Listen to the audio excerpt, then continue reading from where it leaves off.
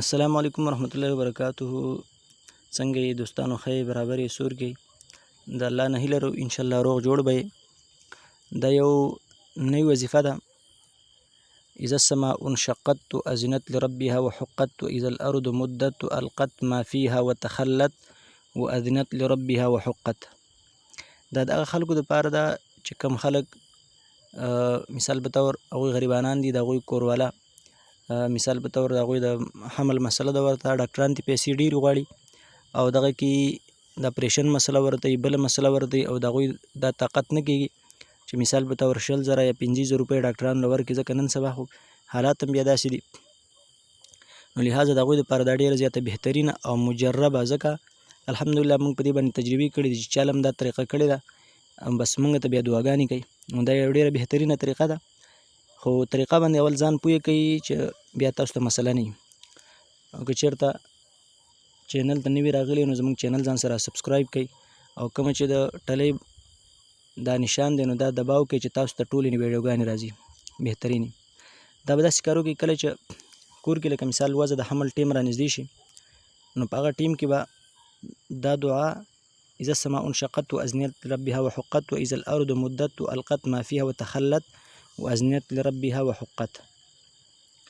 دا 15 آیاتونه به په کاغذ باندې ولیکئ او هغه کاغذ به مثال په اوبو کې به واچوئ، یو ګیلاس اوبه یې کار څومره اوبه وي او هغه اوبه به هغه زنانه ته ورکړئ، هغه زنانه به هغه اوبه وڅښي. نو انشاءالله الله رب العالمین به مسله په کور کې حل کړي او ډاکټر ته کېړو ضرورت رات نشي. او الحمدلله تقریبا ما چې څومره تجربې کړي دي، مثال څومره مسلې ما ته راغلي دي، الحمدلله الله ټولې هغه قشان په کور کې ښې کړي دي او بیا وروسته ما ته دعاګانې کوي. ډېر غریبانان په الله رب العالمین ښه کړي په هغې باندې، خو لیکن اخلاص به غواړي او صحیح نیت به غواړي او خالص ستاسو سوچ و فکر به دا چې یو الله رب العالمین نظام چلولی شي، باقي نه اولاد څوک ورکولی شي او نه د اولاد اختیارات د چا سره شته دی، نه شفا څوک ورکولی شي، نه د شفا د ورکولو اختیارات د چا سره شته دی، صرف دا خصوصیت د الله دی. نو دا آیاتونه به په کاغذ باندې ولیکئ او هغه کاغذ به په اوبو کې واچوئ او هغه اوبه به په هغه وخت کې، خو په عیني وخت کې، هسې نه چې تکلیف نه مخکې لکه مطلب پوه شي زنانه ته هغوی زنانو ته بیا پته لګېږي چې هغوی ته را پته ولګېږي چې هغه مثال په طور دا کم تکالیف چې راغلي دي دا د وضع د حمل دي او دغه شان دا د ولادت تکالیف دي، نو په هغه دوران کې به ورکوئ، هسې نه چې مخکې مثال په طور هغه اوبه ورکوئ نو بیا به تاسو ته مسله جوړه شي. احتیاط به ډېر ضروري.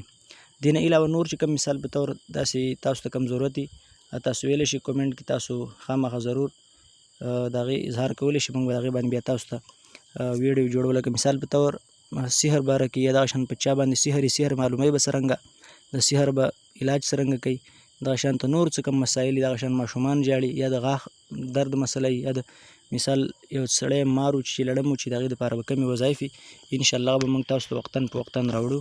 خو لیکن تاسو زموږ چینل ځان سره سبسکرایب کړئ.